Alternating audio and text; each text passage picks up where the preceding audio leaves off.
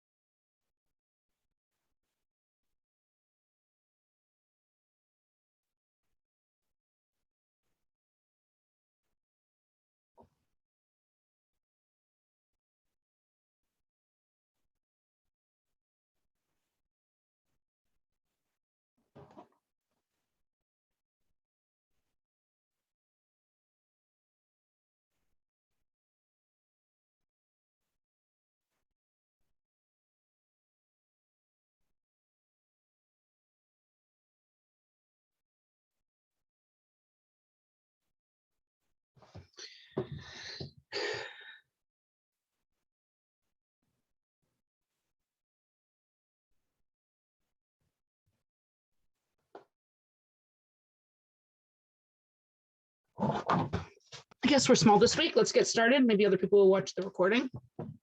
Speaking of which, if you're watching the recording at some point in the future, you can email me for a copy of our document at deborahklapper@gmail.com. Okay, so tonight, this is part 6 of our series on the first chapter of Sanhedrin. Almost our entire learning this evening is on page 4a. We're going to see the very bottom of 3b. I think we bleed over onto almost the entire thing is 4a. All right, we're going to start by going back and seeing the last couple sentences of last week, partly because it all connects and partly because, to be honest, I cut it in the wrong place last week. So it happens.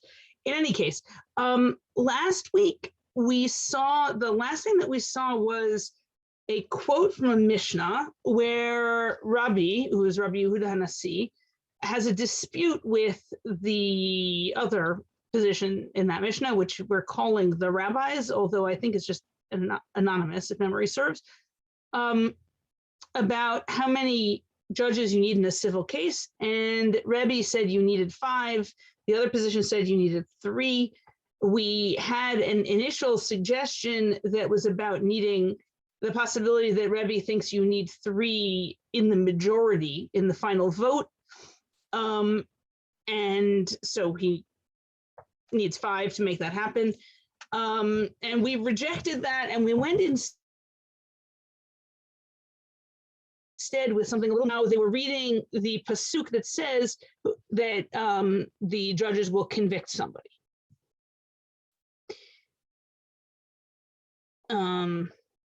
Okay, I just got an error message that says my internet connection is unstable. I hope you guys can hear me. If not, please let me know.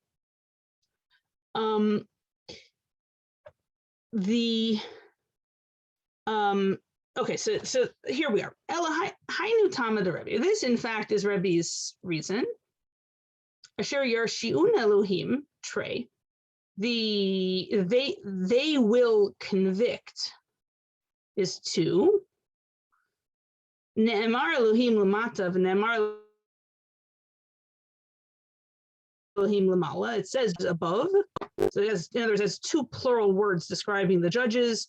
They will convict, that's plural because it's they, and Elohim is plural, it's judges. So Malamata Shnaim, Aflu Mala Shnaim. So we're going to say that each plural word represents 2 judges.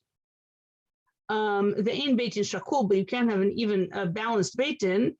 So Mosifin Alehem Od Echad, Hare Kan Chamisha.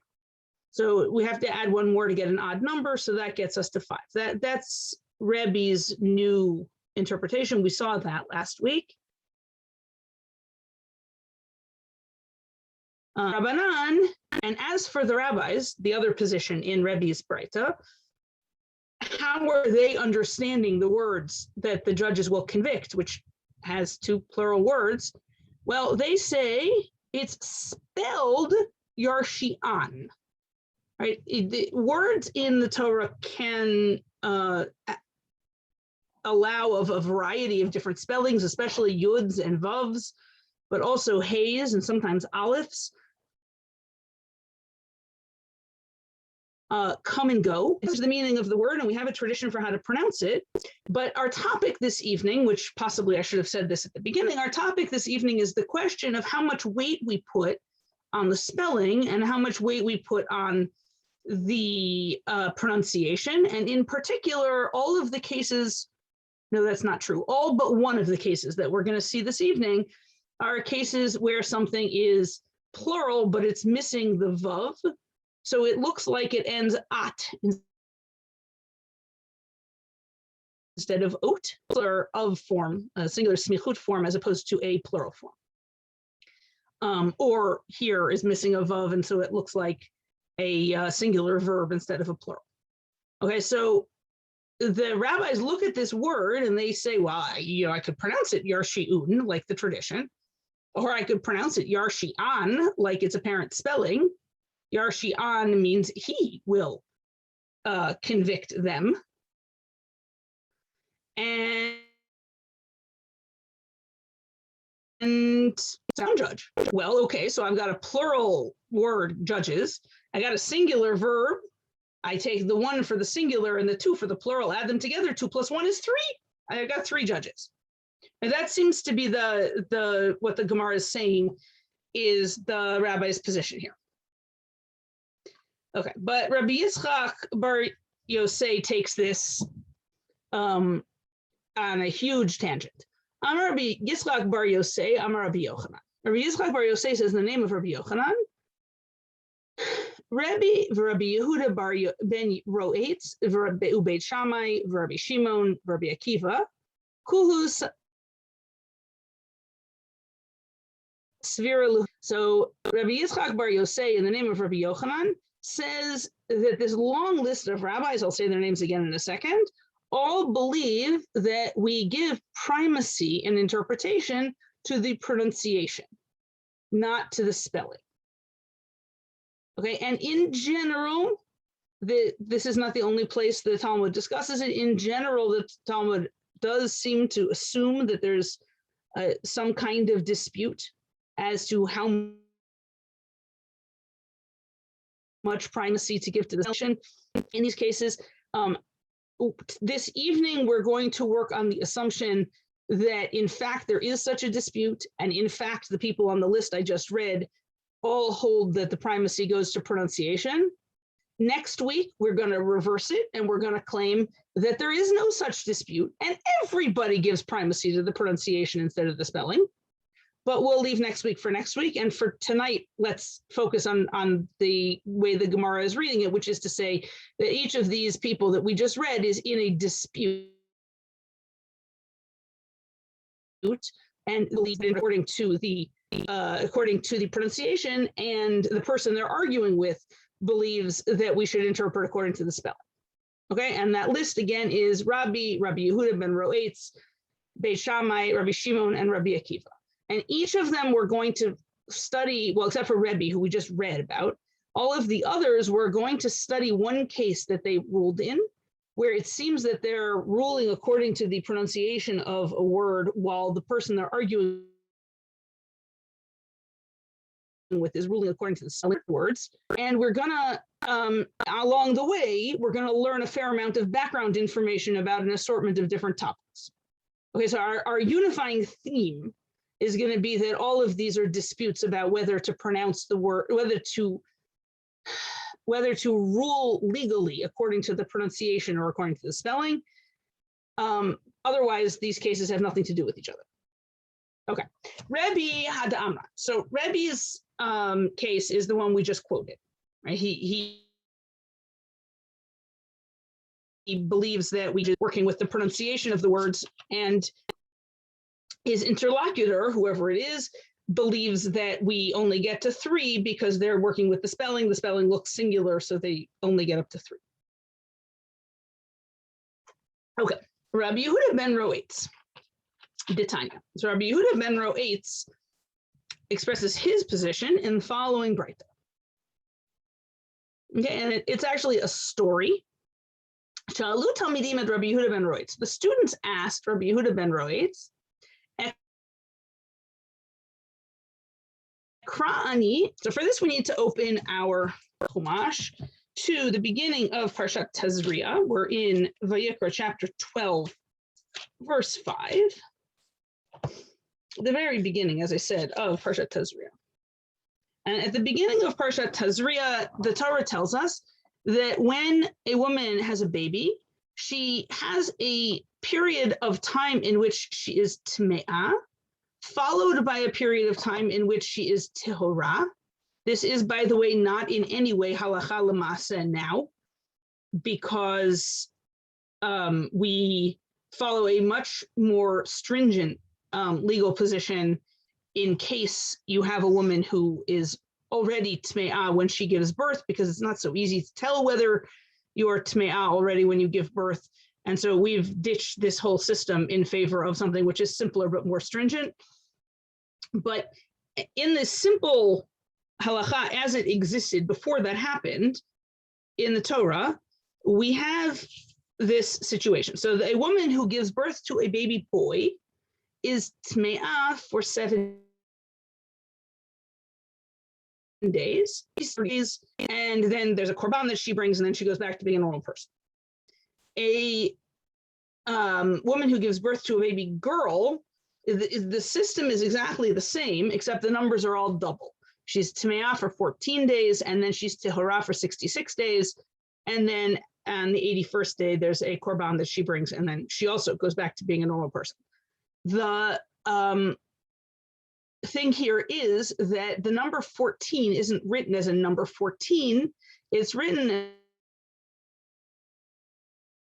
as the word shivu, and it's written with no vav for the u sound in shivu'ayim. It's spelled exactly like we have here on the screen, in fact, so that it can be read shiv'im instead. And shiv'im is 70. Okay, so the students say, it says shin bet ayin yud mem, which can be read either shivu'ayim or shiv'im. So yechod tehe yoledet nekeva tme'ah shiv'im. Maybe someone who gives birth to a baby girl should be tme'ah for 70 days, which would have her tme'ah 10 times as long as if she had a boy, not twice as long. Amar lehem. So he said to them, timei v'tiher b'zachar v'timei v'tiher b'nekeva. Says the Torah made her tamei and made her tahor with a boy, and made her tme'ah and made her tehorah with a girl. Sorry, I will try to stick to getting my genders right on the adjectives. People who talking in English very frequently don't get genders right on adjectives, and I will try to do it right. Okay. And he says, Ma kishetiher b'zachar b'nekeva kiflaim.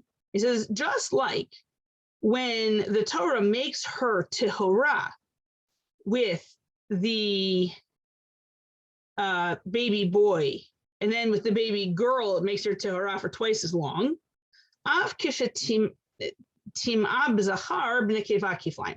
So likewise, it should be that the time that it makes her tme'ah should be double for a girl as for a boy. So we should read it so that the passages are parallel. But then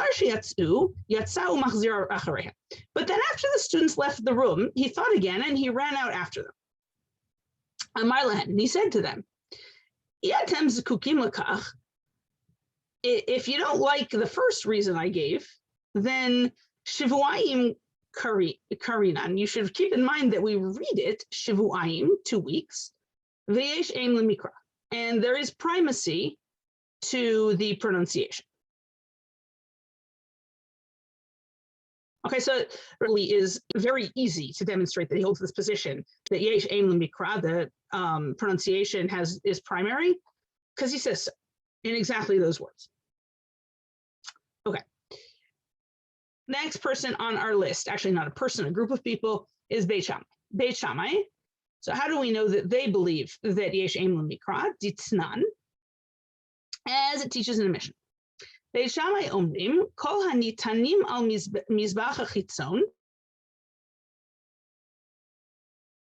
achat kiper uvechatat shtei matanot. I think these parentheses are meant to be left out, so we're gonna leave them out. Okay, so Beit Shammai says any sacrifice that had its blood placed on the outer altar and it was placed there once, that's good enough and it atones. But with a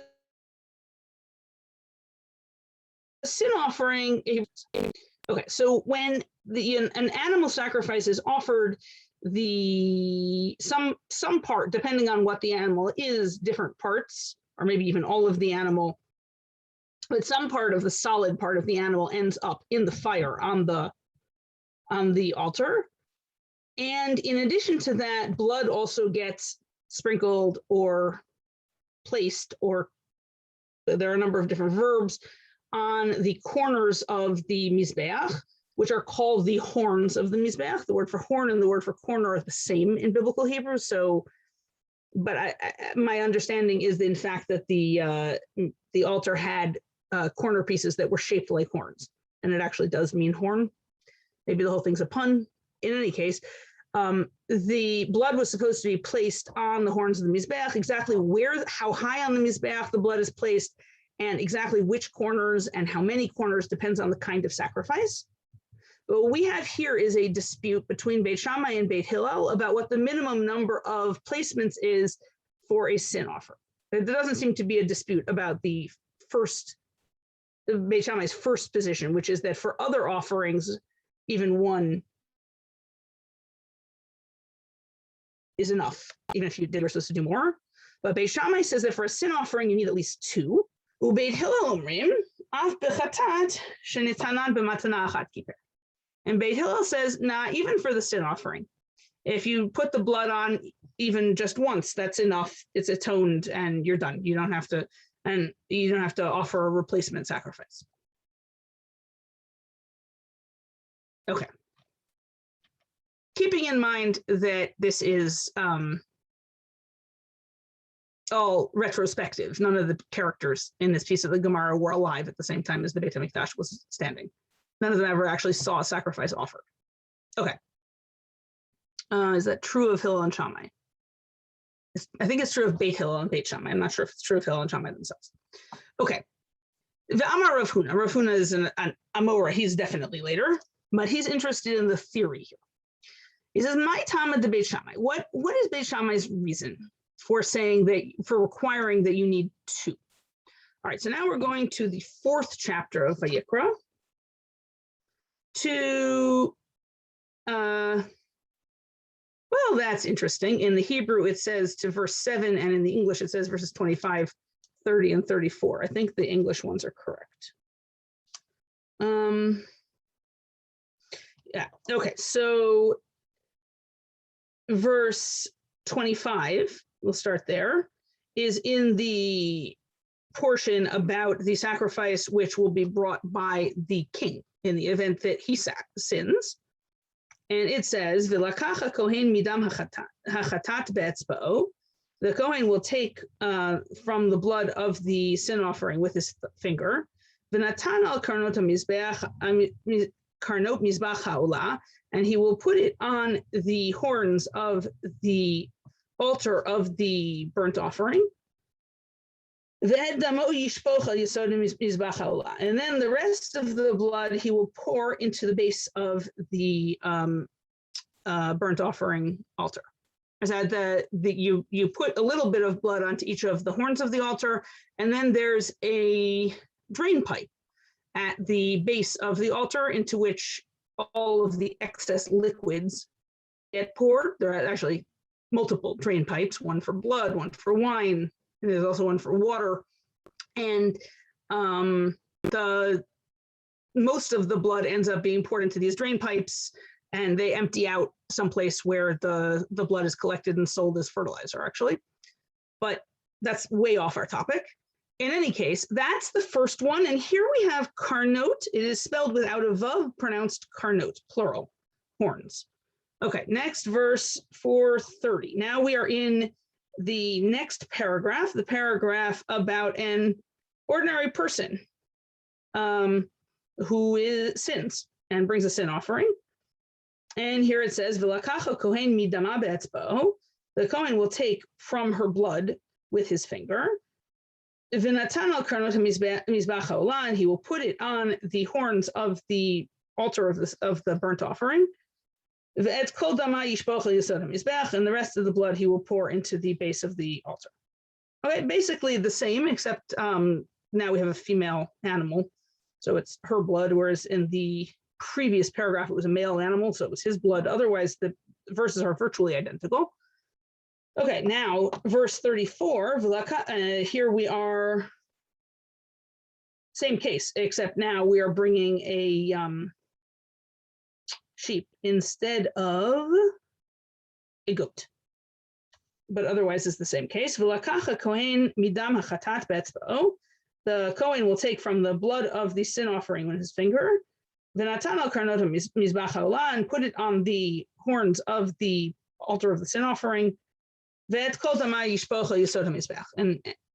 he will pour out the rest of the blood on the base of the altar. This one, unlike the other two, is, oh, this one's also spelled without a vav. One of them should have been spelled with a vav. Did I miss it?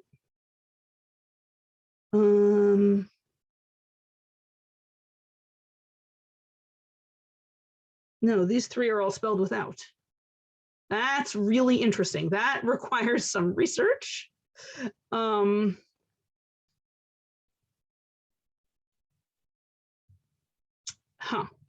Okay, I need to look into that because in our Chumash, we have all three of these spelled without a vav. The Gemara clearly has one of them spelled with a vav, so either I have the wrong verses or they have a different spelling than we do. More likely, I have the wrong verses. I will have to go check on that and let you know next week. In any case, let's work with what they say they have.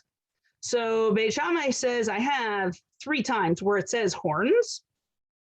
Each plural word is worth 2. We've been doing that kind of arithmetic for several weeks now.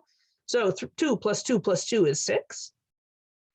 And there are only 4 horns on the Mizbeach. So if I'm trying to learn how many horns to put it on, 4 is as many as I'm going to get. So I have 4 for the mitzvah, 4 to put the blood on each of the 4 corners.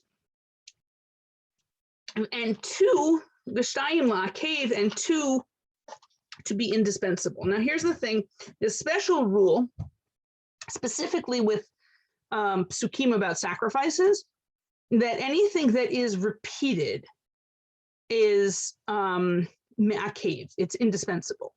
If you didn't do it, the sacrifice didn't work. Anything that's only said once, you're supposed to do it, but if you didn't do it, it doesn't stop the sacrifice from working. Okay, so if we have 6, that's 4 plus 2 of them an extra time. So those 2 will become indispensable. Okay, Ubeit Hillel Omrim. Beit Hillel says, Karnot, Karnat, Karnat, Harekan Arba. So as I said, he seems to have one of these spelled plural and 2 of them spelled singular. And that means I have the wrong verses, so I will have to double check that. But going with what he has here, he's 2 plus 1 plus 1 is 4. And then he does something very strange. He says, I'm going to use 3 of them for the mitzvah, and 1 of them is a repetition to make it indispensable. Now that's very problematic because, in fact, as far as I know, Beit Hillel also thinks you're supposed to put blood on all 4 corners. So to say only 3 of them are for the mitzvah is a little odd. And the Gemara responds, wait a minute, the ema kuhul mitzvah, but let's say that all 4 of them are for the mitzvah, in which case there wouldn't be any repetition and nothing would be indispensable. And Beit Hillel would have to say, Even if you forgot to put the blood on the altar entirely, it would still work. But the Gemara says he can't do that because kapara bichdi lo ashkechan. Because it never happens that you get atonement without putting some blood on the altar. So at least one of them has to be indispensable. That's a weak argument, because if we really knew that was true, we wouldn't need a pasuk to teach it to us at all. So I'm not entirely sure what to do with that. I've been trying to figure that out since yesterday, and I don't have a good answer. Now, one way or the other, the important thing here is Beit Hillel is using numbers based on the spellings. He's only counting things as plural if they actually have a vav in them, and Beit Shammai is counting things as plural if they're pronounced plural. Okay, that was Beit Hillel and Beit Shammai. Rabbi Shimon, he's our next guy. Ditanya, because he also has a braita. Shtayim kil chatan b'shlishit afilu tefach. Okay, so this is about sukkah, and as we will be building our sukkot very soon, let's quickly review this idea. Sukkot need to have walls. They also need to have schach, but Rabbi Shimon here is only interested in the walls because that's what he's talking about. There seems to be an undisputed, very old tradition ascribed all the way back to Moshe at Sinai, that whatever the last wall is, it doesn't have to be a whole wall. It only needs to be 1 handbreadth long, right? So as tall as a wall, but with a width of only a few inches. And the question is, granting that one of your walls can be minuscule, how many walls total do you need? Okay, so the Braita here says shtayim kil chatan. You have 2 normal walls. Vishlishit afilu tefach, and the third one can be just a handbreadth. Rabbi Shimon Omer, but Rabbi Shimon says shalosh kil chatan. You need 3 normal walls. V'revi'it afilu tefach, and then the 4th one can be just a handbreadth. Right, we rule by the first position. Incidentally, you only need 3 walls. And the 4th one, supposing you get everything else right, can be very minimalist, but be careful because it's not that difficult to do it in a way that ruins things. So what are they really disagreeing about? Why are they disagreeing about how many walls? Rabbanan Savri yesh aim l'masoret, Rabbi Shimon Savar yesh aim l'mikra.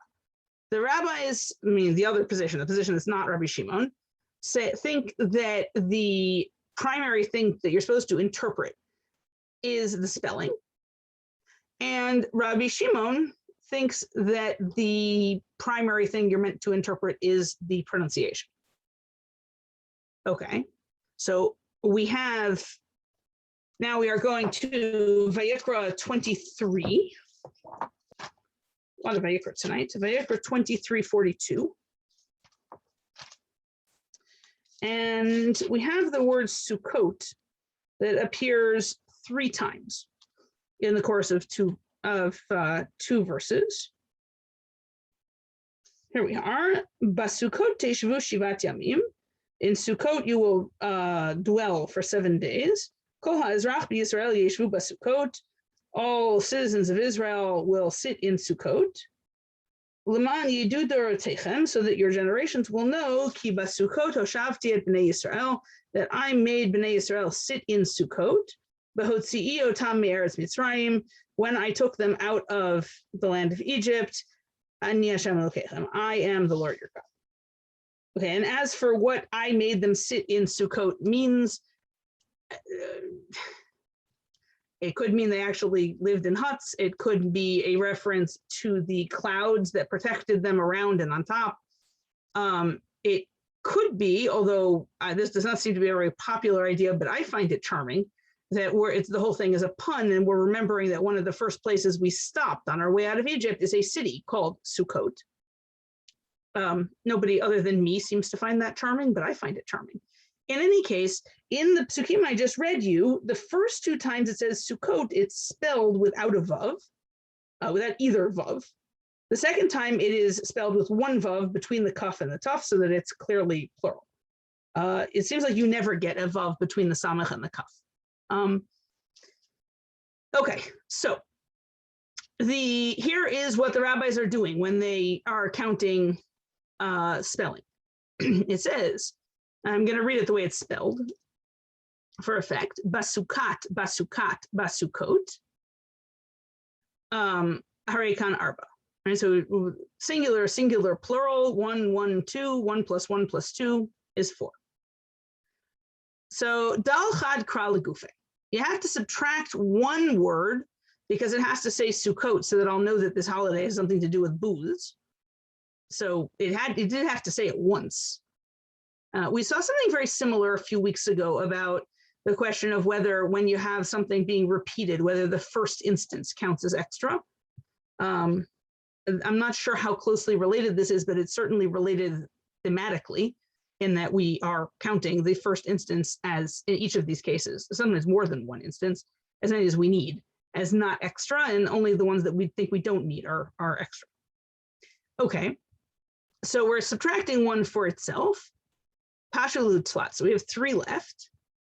Atai hilchata garata lishlishit v'ukimta tefach. Then the halacha, the tradition comes and shrinks down the third wall until it's just a handbreadth.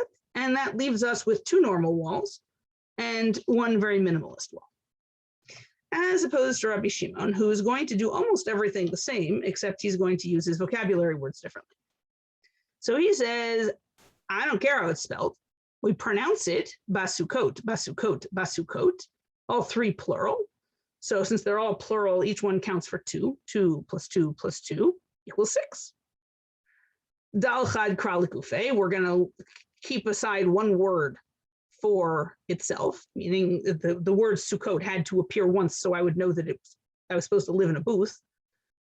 Pashu lahu arba. So that leaves me with 4. Atai hilchata garata l'revit v'uk me'atef. So then the halacha, which is to say the tradition, came and shrank the 4th one and made it just a tefach one, right? Leaving me with 3 normal walls and 1 very minimalist wall. And so that seems pretty conclusively to demonstrate that the difference between Rabbi Shimon and the rabbis there is about whether it's the spelling that matters or the pronunciation. Okay, Rabbi Akiva, our last guy. How do we know that Rabbi Akiva thinks that yesh ein lemikra, that the pronunciation is what we're supposed to be interpreting? So before we go into Rabbi Akiva, let's get some facts on the table. The Torah teaches us at the beginning of Parshat Chukat, which I believe is the 19th chapter of the Midbar, that if you have a dead human, the 19th chapter, if you have a dead human under a roof, it describes it as in a tent, but it's the same thing, then the tumah of the dead body spreads to everything else that's inside the tent, under the roof. And I'm phrasing it that way because, in fact, in halacha, it doesn't need to be a tent. Any horizontal object above a very, very minimalist size that is above both your whatever object we're talking about and the dead body will do as a roof. The Rabbi Akiva, though, is concerned with a detail, which is to say, you don't need a whole dead body. And for different kinds of body parts, different kinds of body fluids, there are different minimum sizes for what counts as a dead body. And the standard for blood, human blood, of course, from a dead body, is a quarter of a log. You might recognize that quantity. It's the same quantity that we used as the minimum for drinking wine at the 4 cups of the Pesach Seder. It's the same amount that we use as the minimum for the wine you drink at Kiddush. I think we may have seen it in a couple of other places also. This is not very much, 3.5 ounces-ish. Okay, so Rabbi Akiva is interested in what happens if you have that much blood, but it's not all from one person. So Rabbi Akiva Omer, Minayin l'rvi'it dam, sheyatz'a mishnei metim, shemitame b'ohel. Rabbi Akiva says, how do I know that if I have a quarter of a log of blood that came out of two different dead people, that it makes the tent tummy? She'emar al kol nafshot meit lo yavo. All right, so you'll notice that we were in the talking about dead bodies in tents. That's in Bamidbar 19, and we've now jumped to Vayikra 21. So we're not sticking with that topic exactly. This pasuk is about Kohanim not becoming tameh for non-relatives. Although actually this might be about the Kohen Gadol not becoming tameh for anybody. I may have misspoken, 1 second. Vayikra 21:11.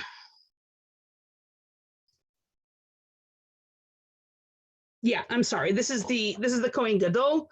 It says, "Val kol nafshot meit lo yavo," and for all dead people he will not come. La'aviv u'limo lo yitama, for his father and for his mother he will not become tameh. Okay, so we're saying that the Kohen Gadol can't become tameh for anybody, and the pasuk is a little wordy, so it's not that surprising that somebody wants to make a drasha on it. Although this is not necessarily the topic I would have assumed that we'd jump to.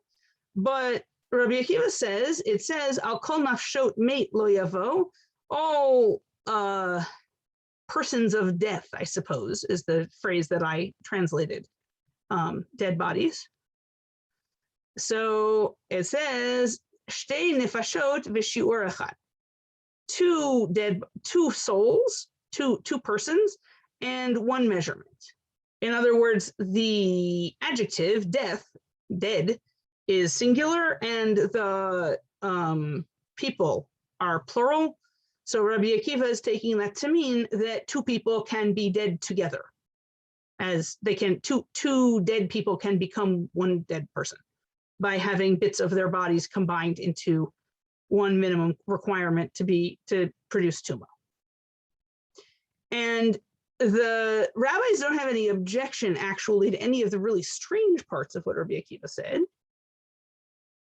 All they object to is Rabbanan nafshat ketiv. They say, but nifashot there was spelled without a vav. And since it was spelled without a vav, it sounds singular. So it sounds like it's the person of dead body, the one dead person, as opposed to the dead people. And so they say we have no evidence that two people can together make one dead body. So no, you're right that a quarter of a log of blood is going to be tameh in a tent, but only if it all came from the same person. Okay, so let's go back and look at some of the things that we've seen tonight. We have seen a couple of notable things. One of them is a lot of times we saw an arithmetic model in which you have words and some of them are plural, some of them are singular, and you add up 2 for each plural, 1 for each singular, and get a number. And then that's the number of people or objects with whom you are supposed to do whatever the mitzvah is that it's talking about. And we saw that with judges. You can get 2 plus 1 or 2 plus 2, but either way, that number is now associated with judges convicting somebody, and we say, oh, well, it must be the number of judges. You can do it with walls of a sukkah. You get to the number 3 or you get to the number 4. Either way, we say, oh, that must be the number of pieces this sukkah has, and the parts of the sukkah that you can have that many of are walls, so those are the number of walls. Or you can do it here. The number of dead people is either 2 or 1. And we've seen that kind of arithmetic before, but I want to make it explicit because it's not a form of interpretation that we would normally use today, but it's relatively straightforward to understand and to explain. The other thing I want to emphasize again that we discussed at the beginning is that our discussion this evening has operated entirely on the principle that there is a broad and widespread dispute about whether the interpretation of the Torah is supposed to depend on the spelling of words or is it supposed to depend on the pronunciation of words. And we spent this evening identifying 5 positions that appear to, or sometimes explicitly say that they hold that the primacy goes with the pronunciation. But in most of them, we also had somebody who was associated with the other side. And so it seems like we're tracking a very broad-based, widespread dispute about interpretation across all of the corpus of halacha. Next week, we're going to say, fooled you, nope, there is no such dispute. And we'll have to reinterpret everything that we saw tonight so that none of it is connected to a dispute about pronunciation versus spelling. And then we'll have to see how compelling that is. And just one more thing, which is that the structure tonight, just to wrap it up into a package again, the structure tonight was that we had 5 positions that we said all agree that the yesh aim la mikra, the primacy is to the pronunciation. And for each of them, we taught a text about a position that they hold and explained how their position emerged from this belief of yesh aim la mikra, and sometimes also explained how the position of the other side derived from the other position, the position of yesh aim la masur. Any questions? Yes. I just have a little question about the sukkah walls. Yeah. When you subtract one instance for the holiday, in the case where you're dealing with 2 singulars and 1 plural, yeah, you end up subtracting one of the singulars to mean the holiday of Sukkot, and that's how you're left with 3. Whereas one would think that the holiday is Sukkot, it's not Sukkah, and therefore you really should subtract the double one to be the holiday, and then you're left with the other 2, you're only left with 2 walls. And the only way I can see out of that is that you're just using the first one, whatever it is. Okay, that's a better way out than the one I was going to offer, which is that your sukkah will not stand with only 1 wall. So it might be that they understand that they need at least 2 normal sized walls, or the schach will simply have nothing to rest on. But yes, you may be right that the method that they're using to arrive at that result is that they're taking the first one. And the other question, I have another question that's more general, which is just that in biblical Hebrew, because you can stick a pronoun at the end of a verb to be an object or a subject, then that means that if you're going by just spelling, there is more ambiguity often than just 1 or 2 meanings. That's true. And Midrash Halacha likes to make a lot out of those kinds of ambiguities, and it often likes to read a verse in multiple different ways. And then sometimes it doesn't. Sometimes it's just like, well, yeah, that's the way it's spelled. But most of the time, something is made of those things. And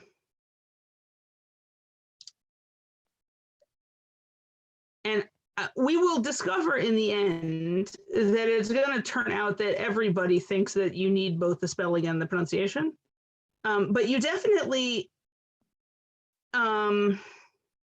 it would be very hard for us without a tradition to all agree on what the text of the Torah says because of the vowel thing.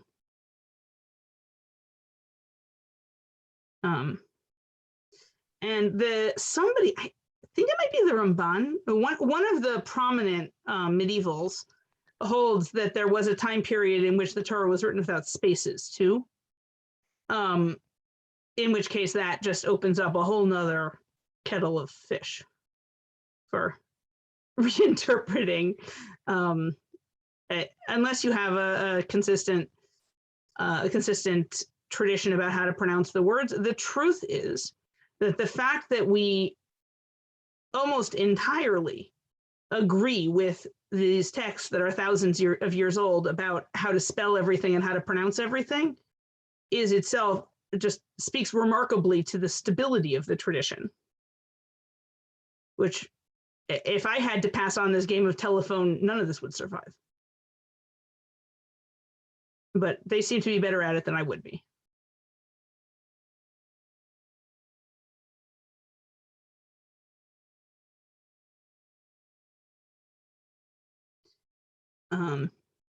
Also, there are variations in spelling that aren't that are not pronunciation neutral. Like we saw the word at the very beginning of tonight's class, yarshi'un. They will convict. But that would mean exactly the same thing without the nun on the end. Yarshi'u means the same thing. And the word just sometimes has a nun in it, sometimes doesn't have a nun. And, you know, so those kinds of things are even harder to know what to do with.